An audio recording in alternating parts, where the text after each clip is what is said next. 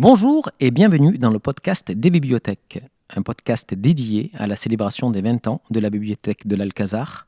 En effet, le 14 novembre 2004 était inaugurée la plus grande bibliothèque municipale de France, un lieu culturel unique et une histoire riche en rebondissements.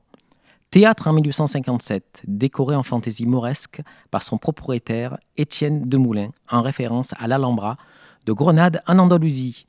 Victime d'un incendie en 1873, cinéma en 1931, l'Alcazar connut son plus grand succès en décembre 1949 et l'arrivée à la direction de Robert Trébor pour que la salle redevienne un music-hall à part entière.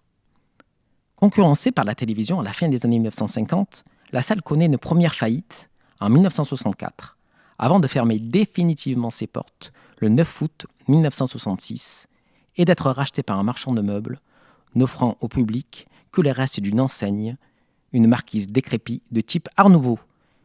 Il y a 20 ans, l'Alcazar renaissait de ses cendres dans l'écrin du quartier Belzunce, classé zone de protection architecturale et urbain. 20 ans d'existence déjà, un bel âge que nous allons célébrer par une série de podcasts mettant en lumière l'Alcazar, ses collections et le quartier de Belzunce. Aujourd'hui, nous allons donc mettre en lumière le département du kiosque avec Chantal.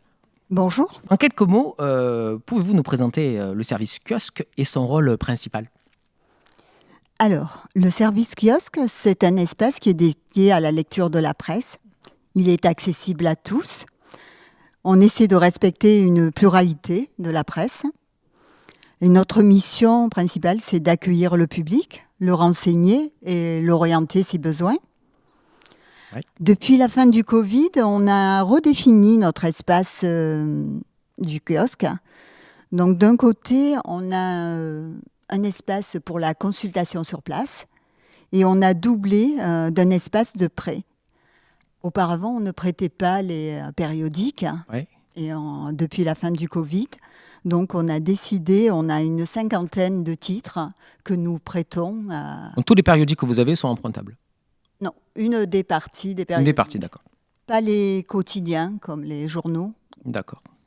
mais une grande partie. On a à peu près plus de 50 titres qui sont disponibles au prêt. Ça concerne l'actualité générale, l'actualité culturelle, la presse féminine, masculine, senior, Ouais, il y a une grande féministe, pluralité. voire féministe. Alors, nous disposons de 40 sièges et de 8 ordinateurs qui permettent aux adhérents de pouvoir accéder à Internet, plus un poste informatique qui est à la disposition de chacun et qui est dédié à la consultation du catalogue et des ressources numériques. Ouais, je présume que tous ces périodiques ont la spécificité d'être conservés, non ? Oui. Alors, donc, nous les conservons dans un magasin. Ils sont conservés, certains titres, pour la conservation partagée, qu'on appelle le PCPP, D'accord. au niveau régional. Des titres qu'on a choisis parmi ceux que Marseille BMR a décidé de garder. Il doit y avoir un éventail assez important de magazines, de quotidiens à votre service. Quel type de publication trouve-t-on dans le kiosque ? Alors, on trouve des quotidiens comme La Croix, Libération, L'Humanité, Le Monde, Le Figaro, Les Échos. Il y a des magazines aussi d'actualité générale ? Oui, comme Le Canard enchaîné, Charlie Hebdo, L'Express, Marianne, Le Point, Valeurs actuelles. Et des magazines féminins, masculins, seniors, féministes. Du coup, vous avez des éditions internationales ou vous êtes principalement axé sur la presse nationale ? Non, nous avons de la presse internationale, comme Time, Ouais. The Economist, Haaretz, Quotes, Spiegel, Corriere della Sera. Très belle prononciation. Donc là, j'ai quelques stats qui pourraient peut-être vous intéresser sur les pratiques de lecture des Français, dont 64% portent un intérêt aux médias d'information, 63% sont des lecteurs quotidiens d'un magazine ou d'un quotidien, et 47% sont des lecteurs quotidiens d'un magazine. À ce sujet, comment vous sélectionnez vos titres de presse ? On a un catalogue qui nous est fourni par le fournisseur dont on dépend. Vous choisissez du coup. Oui, les titres. Et du coup, et si les utilisateurs ont des idées de suggestions d'achat, ils peuvent vous les proposer? Bien sûr. Oui. Un cahier de suggestions à la banque Non, d'accueil? on n'a pas de cahier de suggestions, mais Ah, ils vous le disent et vous oui, les notez. oralement, on prend note. En termes de programmation culturelle, vous avez des initiatives ou des événements spécifiques organisés par le kiosque? Des rencontres avec des journalistes ou des... Alors, on n'a pas eu encore des rencontres avec des journalistes. On a fait un atelier en octobre 2023 sur les fake news.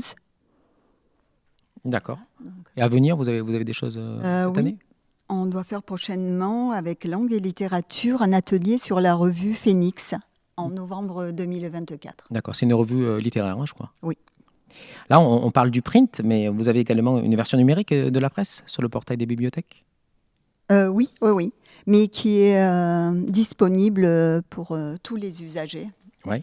pour chacun, euh, peu importe s'il se trouve dans un autre département ou une autre bibliothèque.